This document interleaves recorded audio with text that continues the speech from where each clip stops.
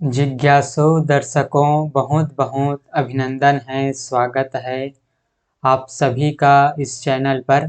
प्रत्येक दिवस की भांति आज भी हम श्री शिव महापुराण पर कथा का कार्यक्रम लेकर उपस्थित हुए हैं और आज जो हमारी चर्चा का विषय है वह है सदाशिव के दक्षिण अंग से ब्रह्मा जी का प्रादुर्भाव। पिछले व्याख्यान में हमने श्रवण किया कि भगवान सदाशिव के वाम भाग से नारायण का प्रादुर्भाव होता है, नारायण का प्राकट्य होता है और फिर उनके दक्षिण भाग से ब्रह्मा जी का प्रागट्य होता है। वो हम इस व्याख्यान में समझने वाले हैं।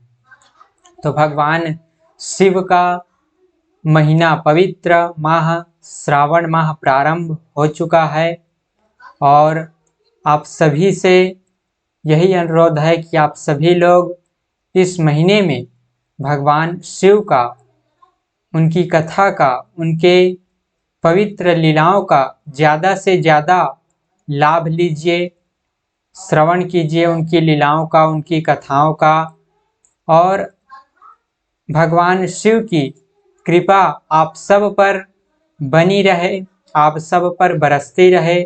आप सभी लोग भगवान शिव के चरणों में अपना ध्यान, अपना प्रेम बना करके रखिए और भगवान शिव के नाम का जाप कीजिए, भगवान शिव की आराधना कीजिए, भगवान शिव का गुणगान कीजिए। यह सावन का महीना परम पवित्र महीना भगवान शिव की प्रिय माह इसको कहा जाता है। भगवान शिव की महीना इसको कहा जाता है। कहते हैं कि भगवान शिव इस माह में स्वयं माँ पार्वती के साथ इस भूलोक में विचरते हैं, श्रावण के महीने में इस भूलोक में विचरण करते हैं।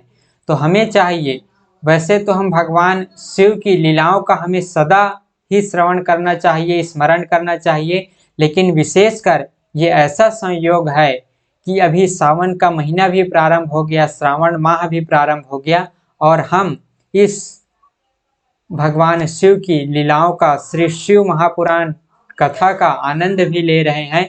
तो ये भगवान शिव की ही कृपा है जो हम इस संयोग में ऐसा हो रहा है, इस प्रकार का संयोग बन रहा है। तो फिर आज इस व्याख्यान में हम समझेंगे कि ब्रह्मा जी फिर कहते हैं कि हे देव ऋषि, नारद जी को भगवान शिव की लीला सुना रहे हैं। तो वे कहते हैं कि हे देवर्षि, जब नारायण देव जल में शयन करने लगे, जब भगवान विष्णु जल में शयन करने लगे, जल में शयन करने के कारण, नार में शयन करने के कारण, नार का अर्थ है जल, नार में शयन करने के कारण ही भगवान विष्णु का नाम नारायण हुआ। तो वे नारायण देव जब जल में शयन करने लगे, उस समय उनकी नाभि से भगवान शंकर की इच्छा से, भगवान नारायण के नाभि से और शंकर जी की इच्छा थी, तभी उनके नाभि से सहसा एक विशाल तथा उत्तम कमल प्रकट हुआ। उस समय एक विशाल और उत्तम कमल का पुष्प प्रकट होता है, कमल प्रकट होता है भगवान विष्णु की नाभि से, जो बहुत बड़ा था। तत्पश्चात परमेश्वर सदाशिव ने पूर्ववत परम प्रयत्न करके मुझे अपने दाहिने अंग से उत्पन्न किया। ब्रह्मा जी बता रहे हैं कि हे देव ऋषि नारद जी, भगवान शिव की इच्छा से भगवान नारायण की नाभि से एक कमल प्रकट होता है जो बहुत बड़ा था। उसके बाद फिर सांब सदाशिव ने, उस भगवान शिव ने पहले के जैसा परम प्रयत्न करके मुझे अपने दाहिने अंग से उत्पन्न किया। जैसे जिस प्रकार भगवान शिव ने अपने बाएं भाग पर, बाएं अंग पर अमृत मल दिया था और फिर जो है भगवान विष्णु की उत्पत्ति होती है, अपने बाएं अंग पर वो अमृत मलते हैं। वाम भाग के 10वें अंग पर जब भगवान शिव अमृत मलते हैं, तो इसी तरह से यहाँ पर अपने दाहिने अंग पर भगवान शिव जी, भगवान शंकर जी अमृत मलते हैं और फिर मुझे दाहिने अंग से उत्पन्न करते हैं और मुझे तुरंत ही उत्पन्न करके अपनी माया से मोहित करके नारायण देव के नाभि कमल में मुझे डाल दिया। भगवान सदाशिव ब्रह्मा जी को अपने दाहिने अंग से उत्पन्न करते हैं और तुरंत ही अपनी माया से मोहित करके उनको भगवान विष्णु के नाभि कमल में डाल देते हैं और फिर लीला पूर्वक मुझे वहां से प्रकट किया, फिर लीला पूर्वक मुझे भगवान विष्णु के नाभि कमल से प्रकट करते हैं। तो इस तरह से ब्रह्मा जी की उत्पत्ति होती है। उनकी उत्पत्ति मूल रूप से भगवान शंकर जी से ही हुई है, भगवान सदाशिव के दक्षिण अंग से, दाहिने अंग से ही हुई है।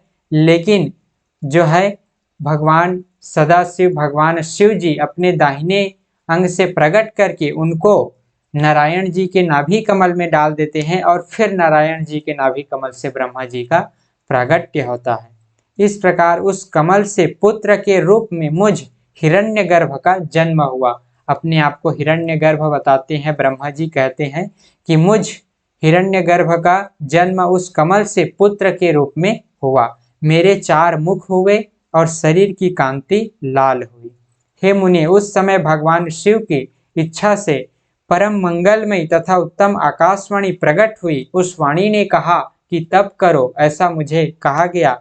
उस आकाशवाणी को सुनकर अपने जन्मदाता पिता का दर्शन करने के लिए उस समय पुनः 12 वर्षों तक मैंने तपस्या किया, क्योंकि मैं तो भगवान शंकर जी की माया से मोहित था, तो मुझे ये ज्ञात नहीं था कि मेरा जन्मदाता पिता कौन है।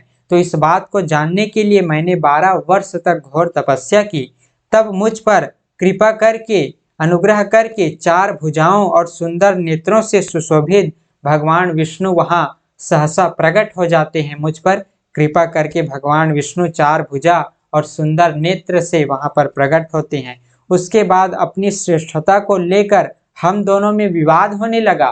फिर वहां जब विष्णु जी प्रकट होते हैं तो विष्णु जी और मुझ में विवाद होने लगता है कि हम दोनों में श्रेष्ठ कौन है। और इसे शांत करने के लिए हम दोनों के सामने एक लिंग प्रकट हुआ। हम दोनों के इस विवाद को शांत करने के लिए कि हम दोनों में श्रेष्ठ कौन है, इसको शांत करने के लिए वहां पर एक लिंग का प्रकट होते हैं, लिंग का प्राकट्य होता है।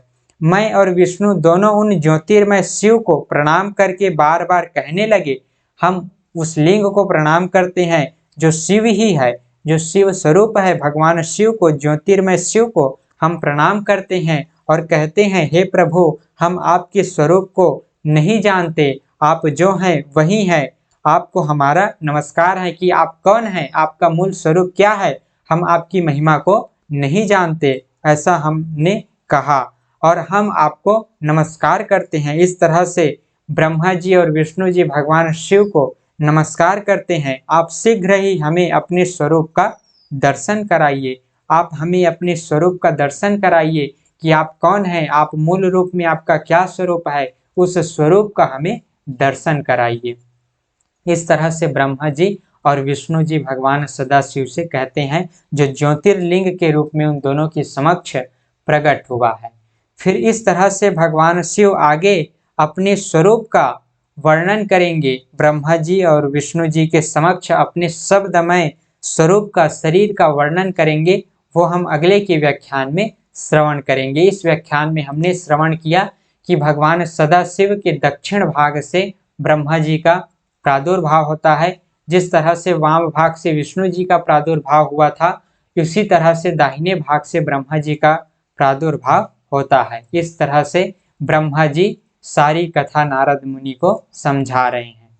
तो इस तरह से दर्शकों, आज का हमारा ये व्याख्यान था, सुंदर व्याख्यान था। आप सभी लोग श्रवण करते रहिए, ज्ञान का लाभ लेते रहिए। यदि आप लोगों को लगता है कि इस प्रकार की चर्चा होते रहनी चाहिए और सभी लोगों के समक्ष यह बात पहुंचना चाहिए, हमारे धर्म ग्रंथों की बात, हमारे पुराणों की बात लोगों तक, हमारे जो अवतारी पुरुष हुए हैं, जो हमारे आराध्य हुए हैं, भगवान हुए हैं, उनकी लीला, उनकी शिक्षा, उनके चरित्र सब लोगों के समक्ष पहुंचना चाहिए, ताकि सब लोग उसका लाभ ले सकें, अपने जीवन को सही तरीके से जी सके, सही पथ पर ला सकें, अपने जीवन में सुधार ला सकें। ऐसा अगर आप सभी को लगता है तो आप सभी लोग अवश्य ही इस व्याख्यान को और भी लोगों तक पहुंचाइए। अपने मित्र जनों में, परिवार जनों में, जितने लोगों को आप यथासंभव पहुंचा सकते हैं, तो इस व्याख्यान को, इस चैनल को बाकी लोगों के समक्ष और भी लोगों के समक्ष पहुंचाइए, ताकि वे लोग भी इनका लाभ ले सकें इस चैनल के माध्यम से। इस चैनल को सब्सक्राइब भी कर लीजिए ताकि यह चैनल सब लोगों तक पहुंच सके और सब लोग इस चैनल के माध्यम से ज्ञान का, कथा का लाभ ले सकें। कथा कहने में कुछ त्रुटि हो गई हो तो उसके लिए क्षमा करें और आज के इस व्याख्यान को हम यहीं पर विराम देते हैं। पुनः मिलेंगे अगले दिन आगे की चर्चा का कार्यक्रम लेकर। बहुत बहुत आभार आप सभी का। ओम तत्सत।